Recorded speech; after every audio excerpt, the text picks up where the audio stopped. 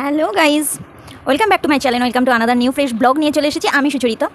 তো তোমাদের সামনে আজকে নিয়ে এসেছি আবার সেই ভূতের গল্প হাউ মাউ খাউ, সত্য ঘটনা। তো আজকে একটা সত্য রিয়েল ঘটনা তোমাদের সাথে শেয়ার করব। তো একদম রিয়েল আর রিসেন্টলি ঘটনা। এই ঘটনাটা কে বলেছে, কোথা থেকে হচ্ছে, সমস্তটা বলবো। তার আগে বলি, তোমরা কেউ আমার ভিডিও দেখার পর তোমাদের যদি মনে হয় যে তোমরা আমাকে গল্প বলবে, আমি সেটা তোমাদের সামনে প্রেজেন্ট করব।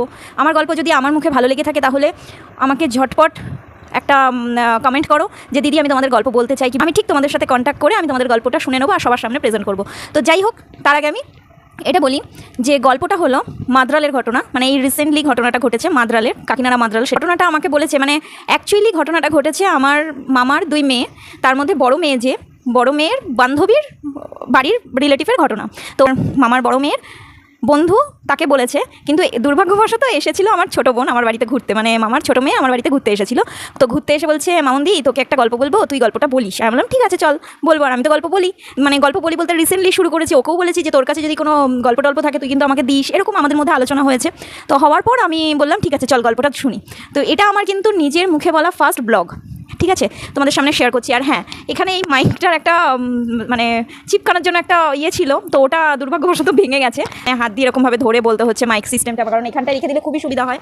তো এরকম কিনতে পাওয়া যায় নাকি আমি জানি না, তবে এটা আমি খোঁজ করবো।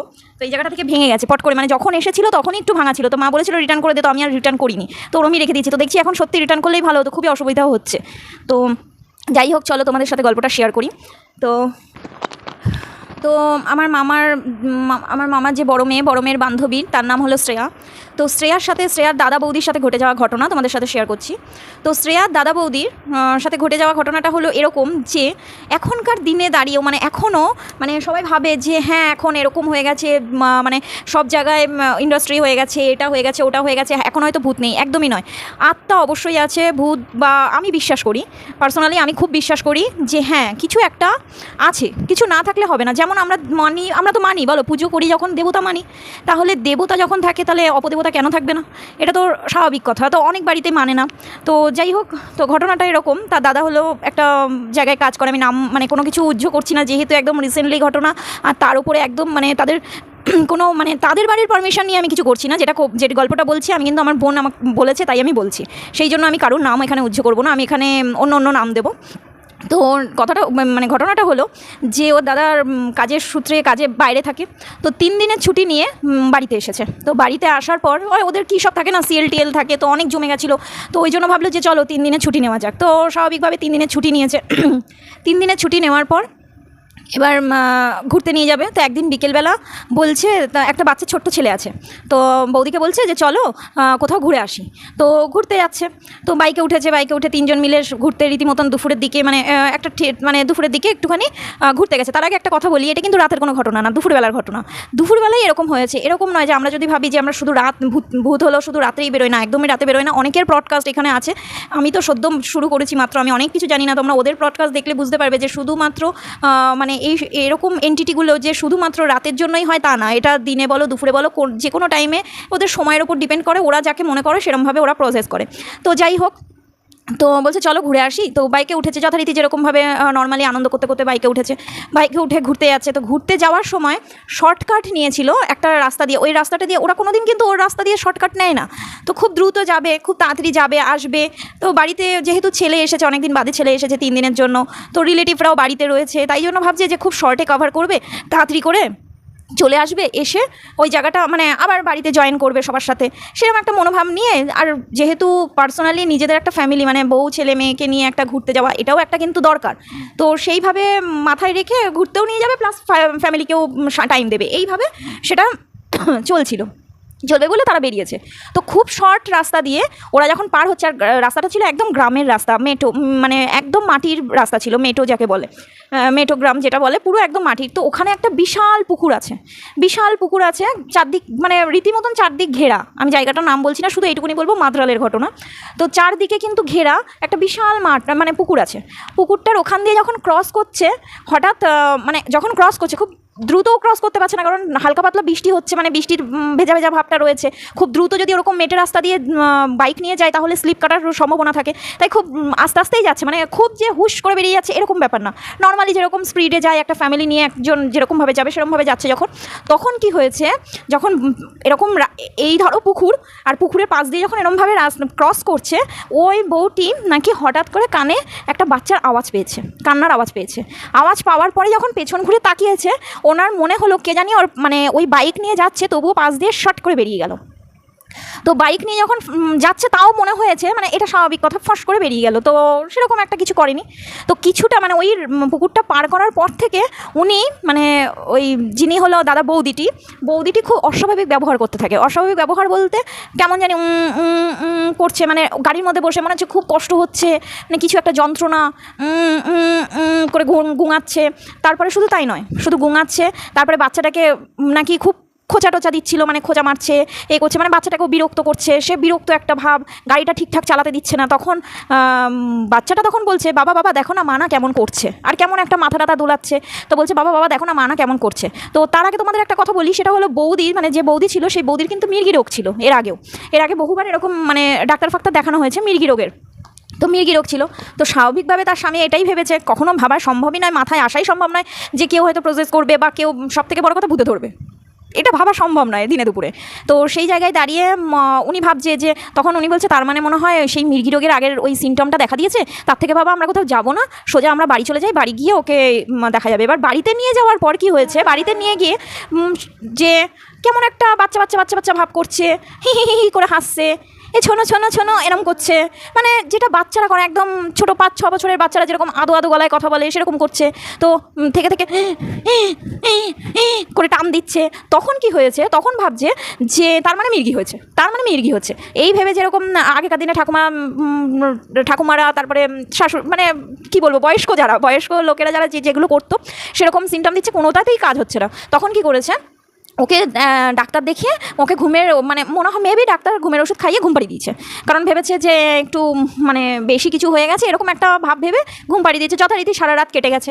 পরের দিন সকালবেলা ঘুম থেকে উঠে দেখছে ভোর তখন 4:30-5টা বাজে। তখন হঠাৎ করে মানে যে দাদা, সেই দাদার ঘুমটা ভেঙেছে কোনো একটা কারণবশত। তো দাদার ঘুমটা ভেঙে যায়। ঘুমটা ভেঙে যাওয়ার পর গিয়ে দেখছে যে পাশে বৌদি নেই, বাচ্চাটা ঘুমাচ্ছে, বাচ্চাটা পাশে ঘুমাচ্ছে, কিন্তু বৌদি নেই কোথায়। এর মধ্যে দাদা শুনতে পাচ্ছে যে কোথাও একটা গন্ডগোল হচ্ছে, মানে চিৎকার চেঁচামেচি ওই হচ্ছে। তো দাদা কি করেছে, ঝটপট, তখন তো জানে যে দাদা বৌদির শরীরটা খারাপ, সেই জন্য কী করেছে, ঝটপট বেরিয়ে গিয়ে বাইরে গিয়ে দেখছে যে বৌদিটিকে মানে ভূতে ধরেছে, সে কি করেছে, সে বসে আছে, তাকে বসিয়ে দিয়েছে জোর করে, 2-3 জন ধরে বসে আছে। সে কী করছে, ফ্যাল করে তাকিয়ে রয়েছে, হি হি হি হি করে হাসছে, হাততালি দিচ্ছে। মানে একটা বাচ্চা, 5 বছরের বাচ্চা ঠিক যেরকম আচরণ করে ও ঠিক সেই রকমই সেম আচরণ করতে আরম্ভ করেছে। মানে তোমরা ভাবো একটা মানে তার মা হয়ে গেছে, সে একজন বয়স্ক মানুষ, সে যদি ওরকম একটা ব্যবহার করে, স্বাভাবিক সবাই একটু ভয় পাবে, ঘাবড়ে যাবে। এবার যখন বলছে তখন ওর মানে দাদা বলছে, তুমি ছেড়ে দাও না, ও সবাই এরকম ধরে রয়েছে কেন, ওকে ছেড়ে দাও, ওকে একটুখানি হাওয়ান বাতাস পেতে দাও। ওরকমভাবে সবাই মিলে জাপটে বলছে, তুই জানিস না ও কেমন করছে, রাস্তায় দৌড়ে চলে যাচ্ছে। যেই না ছেড়েছে সাথে সাথে দরজাটা খুলে পরাং করে বেরিয়ে গিয়ে রাস্তায় গিয়ে হাততালি দিচ্ছে, হি হি হি করে হাসছে, সে বাচ্চাদের মতন আদো করছে।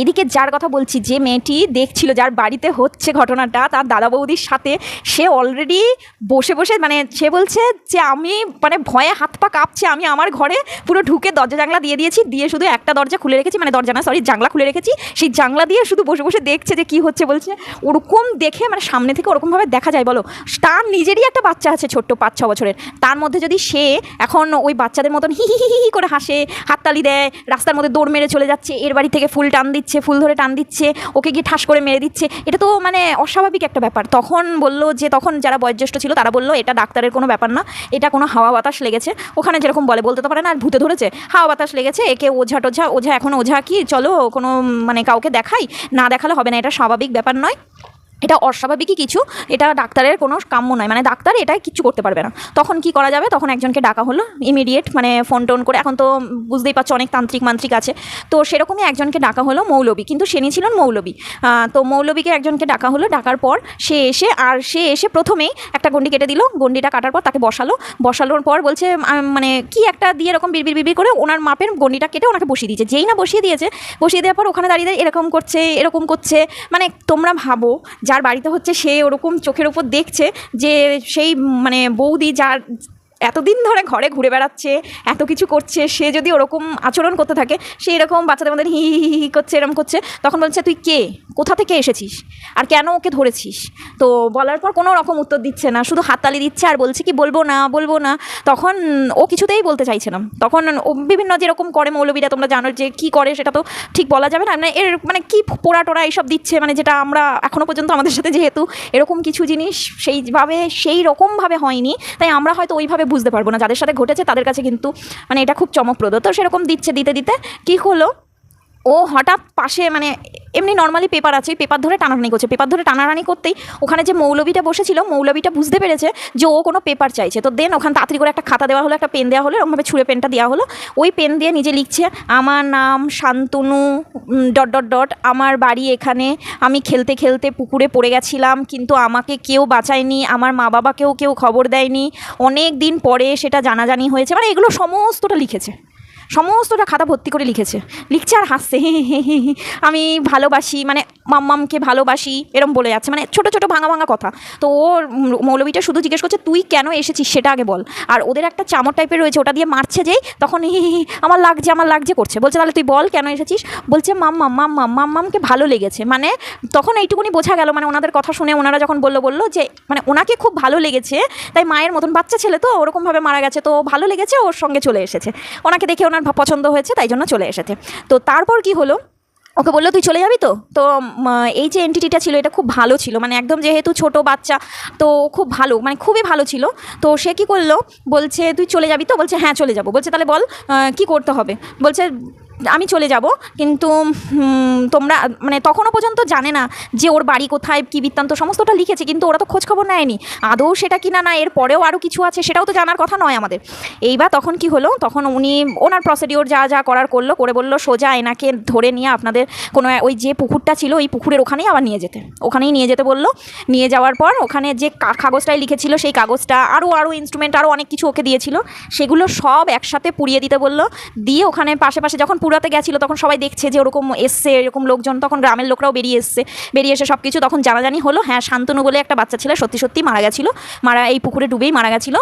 তো 2 না 3 দিন বাদে ওই লাশ পাওয়া গেছে।